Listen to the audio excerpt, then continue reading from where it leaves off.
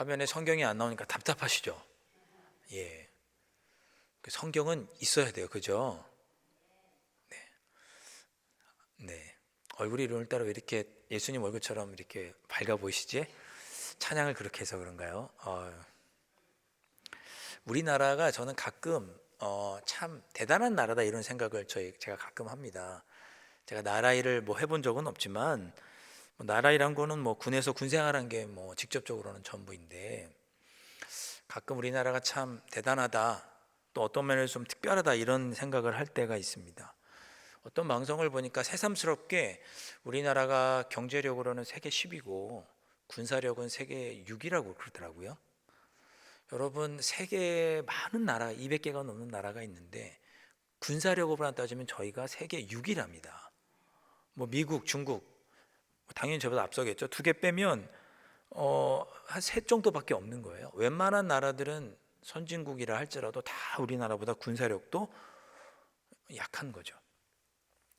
근데 우리가 신앙적으로 보아도 우리나라가 참 특별하다 하는 점이 있습니다. 코리안 바이블 루트라는 책을 쓰신 이원식 목사님이 계신데 그분이 그분의 책에다가 우리나라가 참 이상한 나라다라고 하면서 이런 얘기를 적어놨습니다. 우리나라는 선교사보다 한글로 번역된 성경이 먼저 들어온 나라다 이렇게 얘기합니다. 2000년 세계 선교사에서 유일한 나라가 우리나라입니다. 그러니까 선교사가 복음을 증거하기 위해서 그 나라에 들어가서 생활을 하고 그 나라를 생활하면서 그 나라의 언어를 배우고 문화를 익히고 사회 분위기를 본 후에 성경을 번역하는 것이 일반적인데 선교사가 들어왔는데 이미 그 나라 말로 번역되어 있는 성경이 있는 나라는 우리나라가 세계 2000년 역사, 기독교 역사, 선교 역사 가운데 유일한 나라라고 합니다. 특이한 나라죠. 우리나라가 참 특별하다고 할 수 있습니다. 언더우드 선교사와 아펜젤러 선교사가 우리 조선에 들어왔는데 이미 조선 사람들이 한글로 된 성경을 들고 있는 거예요. 그래서 놀랐습니다. 그러니까 그분들이 언더우드나 아펜젤러가 일본에서 잠깐 머물다가 거기서 조선으로 들어오게 되는데 일본에 있을 때 한국 성경을 접하게 되는 거예요. 그런 일이 있었습니다. 성경을 번역한다는 건 단순히 이제 문자를 그대로 번역하는 것만이 아니죠. 번역이라고 하는 것은 그게 문화도 알아야 되고 뭐 문맥도 관습도 알아야 되고 사회적인 배경까지 알아야 되지 않습니까? 우리가 굿모닝 이렇게 인사하잖아요. 무슨 뜻인가요? 굿모닝, 좋은 아침이기도 하지만 그냥 안녕하세요라는 뜻이죠. 그러니까 굿모닝을 한글로 번역할 때는 안녕하세요라고 번역하는 게 자연스러운 거죠. 좋은 아침이라고 번역하는 건 조금 더 문자적으로 번역하는 것이고, 이렇게 번역을 하려면 사회적인 분위기라든지 문맥 이런 걸 다 알아야 번역을 잘 할 수 있는데 선교사들이 이미 들어왔을 때 우리 성경이 이미 번역되어 있었고 심지어 다른 번역의 성경도 이미 번역되어 있었습니다. 놀라지도 않으셔요, 그죠? 네, 뭐 기본이에요. 우리나라 기본이에요. 이 정도. 더 놀라운 일이 있습니다. 조선에 들어와 보니까 선교사가 들어와 보니 선교사가 복음을 전하지도 않았는데 성경을 그냥 읽고 회심을 해서 세례를 받고자 하는 사람들이 있었습니다. 그냥 성경만 읽고도 나도 세례 받아야겠다는 생각을 한 거예요. 그래서 선교사가 안 들어오나 그렇게 선교사를 기다리고 있었던 민족이 우리나라입니다. 네. 어떻게 조선 사람들이 성경을 받았을까? 누가 성경을 번역했을까? 선교사들도 번역하지 않았는데 그것을 추적해간 책이 코리안 바이블 루트, 그리스도의 길이 되다, 이런 제목의 책입니다. 어떻게 이런 일이 일어날 수 있었을까? 우연의 일치인가? 하나님의 섭리인가? 한국민의 특성인가? 성경을 읽고 거기서 은혜를 받는 것. 참고로 최초로 번역된 한글 성경은 1882년에 서상륜과 같은 사람들에 의해서 번역된 예수성교 누가복음 전서가 최초로 번역된 한글 성경입니다. 그러니까 우리나라로 말로 번역된 최초의 성경은 무슨 성경이다? 누가복음이 가장 먼저 번역이 됐습니다. 그 누가복음 3장 3절에 이 말씀이 있죠. 요한이 요단강 부근 각처에 와서 죄 사함을 받게 하는 회개의 세례를 전파하니. 이 말씀이 있는 거예요. 그러니까 누가복음을 읽은 사람들이 어떻게 생각해요? 아, 나도 내가 죄인인 걸 깨달았으니까 세례를 받고 싶다. 이런 마음이 이 누가복음을 읽고 마음에 있었던 거죠. 그 사람들을 나중에 언더우드와 아펜젤러가 만난 거예요. 우리나라 참 특별한 나라입니다. 특별한 나라예요. 자, 이 누가복음 전서를 처음 번역할 때 함께 했던 사람 중에 누가 있느냐? 서상륜이라는 사람이 있습니다. 여러분 잘 모르시죠? 저도 잘 몰랐어요. 이 서상륜이라는 사람이 지금은 이제 북한 땅이지만 압록강 인근의 우주에 사는 상인이었습니다. 동생 이름은 서경조.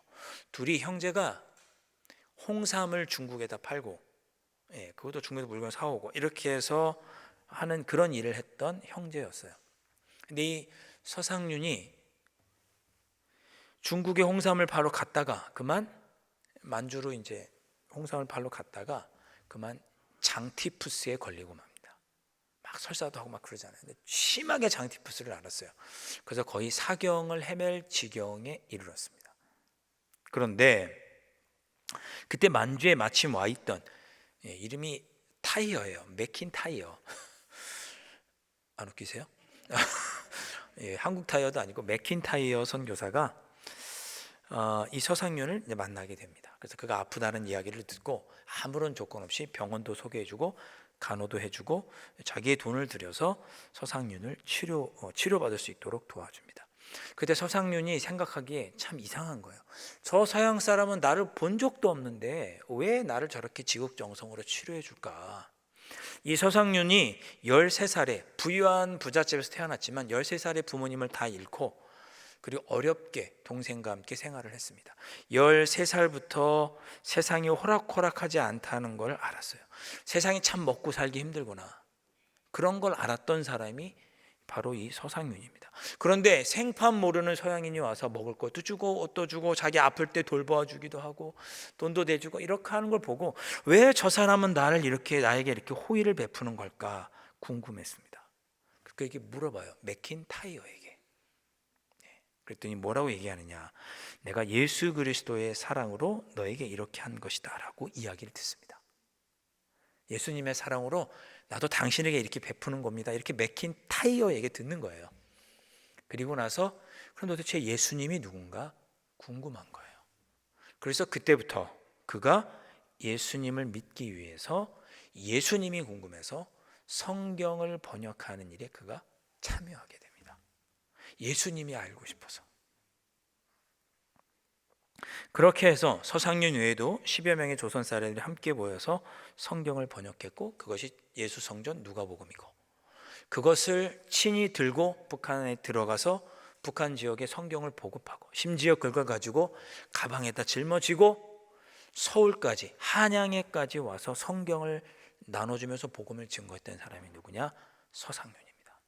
그 서상륜이 나눠준 전했던 성경을 들고 있던 사람들이 나중에 언더우드와 아펜젤러를 만난 거예요. 서상륜이 없었으면 어떻게 됐을까? 이 땅에 복음이 전파되는 일에 그가 큰 도움이 되었습니다. 그는 일평생 주의 복음을 증거하는 일에 헌신했고 예수 그리스도의 사랑을 전하고 성경을 보급하는 일에 헌신했습니다.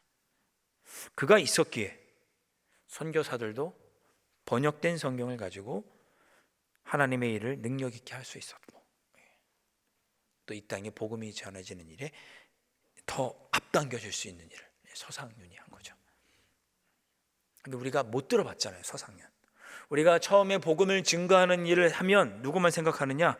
서양 선교사들만 생각하지만 사실은 조선인들이 당시에 우리 선조들이 복음을 증거하는 일에 그렇게 열심이었습니다. 단지 우리가 이름을 알지 못할 뿐인 거죠. 서상륜 말고도 함께 했던 사람이 있습니다. 백홍준 이런 사람도 있습니다. 들어보셨어요? 못 들어보셨잖아요. 저도 서상륜에 대해서 읽다가 그 백홍준이라는 사람을 알게 됐어요. 서상륜보다 먼저 선교사를 만나 예배의 자리를 만들고 만주에서 교회를 했던 사람, 한국 조선인 백홍준. 그 사람이 맥킨타이어를 만났고 그 맥킨타이어가 거기서 사역하다가 나중에 서상윤에게 복음을 증거하게 되는 거죠. 성경에는 이름도 없이 빛도 없이 복음을 전하다가 사라졌던 인물들이 많이 있습니다. 오늘 우리가 읽었던 아볼로라고 하는 사람도 그렇게 성경에 많이 나오지 않습니다. 한 3군데 나오나요? 고린도전서에 한 2-3곳 나오고 사도행전에 한 2-3곳 나오지도 않습니다. 사도행전의 주인공은 누구예요? 사도 바울이죠. 10장까지는 베드로고 10장 이후로는 사도 바울이죠. 아볼로는 주인공이 아닙니다. 그러나 아볼로가 없었으면 고린도 지역에 복음은 증거될 수가 없었습니다. 오늘 우리가 읽었던 아볼로라는 사람은 서상윤과 같은 그런 사람이에요. 하나님을 알고 이름도 없이 빛도 없이 주님의 일을 했다가 그렇게 사라졌던 사람. 누구냐? 아볼로입니다. 아볼로. 좀 여담인데 제가 그 말씀을 읽을 때마다 좀 분개하는 좀 그런 성경 구절이 있습니다. 뭐냐면 예수님께서 예루살렘에서 붙잡히시기 전날 한 여인이 예수님에게 와서 그 발에 옥합을 깨서 예수님의 발에 기름을 붓죠. 그렇죠? 그 말씀 아시잖아요. 그러니까 예수님이 뭐라고 말씀하세요? 복음이 증거되는 곳에는 이 여인이 한 일도 전파되라 그렇게 말씀하셨습니다. 근데 여러분 그 여인의 이름을 아세요? 아세요? 예수님이 직접 명령하셨잖아요. 복음이 증거되는 곳에는 이 여인이 한 일도 알려져야 하도록 해라. 그러면 그 명령을 지켰어야 되잖아요. 제자들도. 막달라 마리아죠. 마테마가 누가에는 나오지 않습니다. 그러나 그 여인이 예수님의 장례를 준비한 것이다. 예수님은 그렇게 칭찬하셨죠. 우리가 알지 못하지만 이 땅에 하나님의 복음을 증거하고 주님의 일을 하며 주님의 뜻대로 살아가기 위해 이름 없이 빛도 없이 살아가는 많은 성도들이 있습니다. 저와 여러분도 서상윤처럼 아볼로처럼 이름도 없이 빛도 없이 하나님 나라를 위해서 살아가는 사람들이라고 생각합니다. 여러분 그런 자부심을 조금 가지시면 좋을 것 같아요. 자, 아볼로에 대해서 조금 더 말씀을 드려보겠습니다. 아볼로는 유대인 헬레니즘 중심지였던 알렉산드리아 출신이었습니다. 오늘 24절 말씀 보시면 알렉산드리아에서 난 아볼로라 하는 유대인이 에베소에 이르니 이 사람은 언변이 좋고 성경에 능통한 자라 그랬습니다. 그는 구약 성경에 대해서 아주 잘 알고 있던 성경에 능통한 그런 사람이었어요. 25절 말씀, 그가 일찍이 주의 도를 배워 열심으로 예수에 관한 것을 자세히 말하며 가르치나 요한의 세례만 알따름이다 그랬습니다. 여기서 요한의 세례만 알았다는 것은 예수님이라는 분을 알기는 했지만 메시아로는 고백하지 않았다는 뜻입니다. 그래서 세례를 예수 그리스도의 이름으로 거듭나는 세례를 베푼 것이 아니고 단순히 죄만 회개하는 그런 세례를 베풀었던 사람이 아볼로였습니다. 그러니까 세례 요한의 세례만 알았던 사람이 아볼로래요. 그는 예수님에 관해서는 알고 있었지만 여전히 오실 메시아를 기다려. 그래서 예수님에 대해서 정확히 메시아로 알지 못했던 사람이 누구냐? 아볼로였습니다. 근데 그런 아볼로가 누굴 만났어요? 맥킨타이어 같은 사람을 만난 거죠. 바로 아굴라와 브리스길라 부부를 만나게 됩니다. 아굴라와 브리스길라가 사도행전 18장에 보면 그들은 사도 바울과 함께 고린도에서 힘써 복음을 전했던, 교회를 하고 개인이 직접 천막을 만들면서 자비량으로 선교했던 그런 사람이 누구냐? 브리스길라와 아굴라와 브리스길라 부부죠. 그 부부를 아볼로가 만나게 되면서 예수님에 대해서 정확하게 알게 됩니다. 26절 말씀, 그가 회당에서 담대히 말하기 시작하거늘 브리스길라와 아굴라가 듣고 데려다가 하나님의 도를 더 정확하게 풀어 이르더라. 그러니까 정확하게 구약에 예언된 예수님이 누구신지, 하늘에도 복음에 대해서 예수님이 누구인지에 대해서 아볼로에게 알려줍니다. 그렇게 브리스길라와 아굴라에게 예수님에 대해서 복음을 듣고 난 후에 아볼로가 아가야라는 곳으로 가게 됩니다. 인근 지역인데 아가야라는 곳으로 가게 돼요. 그가 아가야라는 곳에 가서 예수님을 전파하기 시작하는데 은혜로 말미암아 믿는 자들에게 많은 유익을 주었다고 기록하고 있습니다. 27절 말씀. 그가 감에 은혜로 말미암아 믿는 자들에게 많은 유익을 주니 기록하고 있습니다. 무슨 말씀이에요? 제가 오전에 은혜가 뭐라고 말씀드렸죠? 하나님을 아는 지식이라고, 아는 것이 은혜라고 그랬죠. 그러니까 아볼로가 예수 그리스도에 대해서, 복음에 대해서 정확하게 알고 그 정확하게 복음에 대해서 아는 그것으로, 그 은혜로 자신이 함께한 아가야에 있는 성도들에게 힘써 예수 그리스도를 증거하더라. 그렇게 성경은 기록하고 있습니다. 그가 예수님께서 죽으시고 부활하셨고 다시 재림하셔서 믿는 성도들을 하늘나라에 데리고 가시고 영화롭게 하실 것이다 라고 하는 천국 복음을 힘써 증거하게 됩니다. 어떻게 했을까요? 여러분, 고난 중에도 주님을 붙잡고 주님만 의지하고 경건한 그리스도인으로 살아가십시오 이렇게 권면했겠죠. 우리에게는 재림이 약속되어 있으니 우리의 삶은 이 땅에서의 전부가 아니고 저 하늘나라가 우리가 예비되어 있으니 여러분, 저 하늘나라를 소망하면서 이 땅에서 힘들고 어렵게 그리스도인으로 살아가지만 힘내시고 견뎌냅시다. 이렇게 증거하지 않았겠습니까?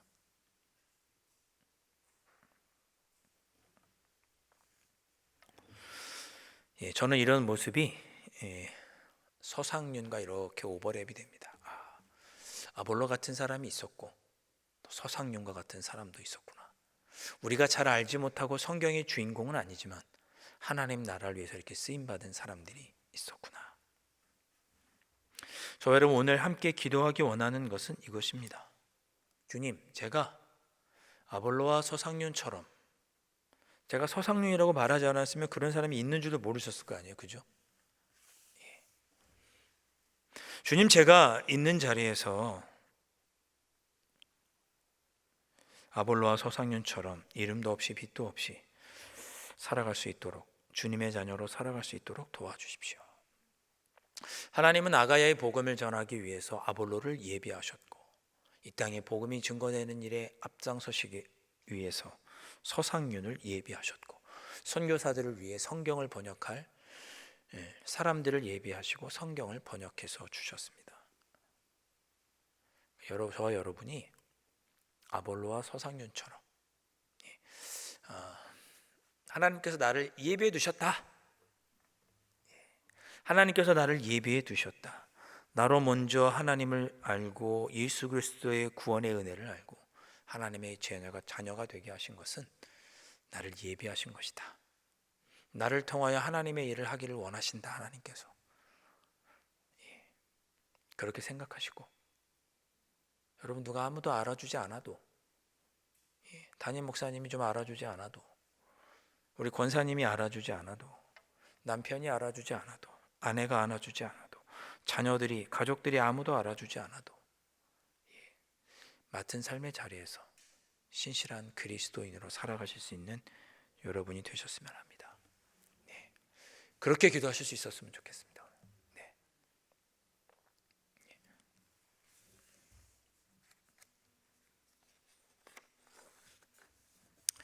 우리 함께 찬양하겠습니다.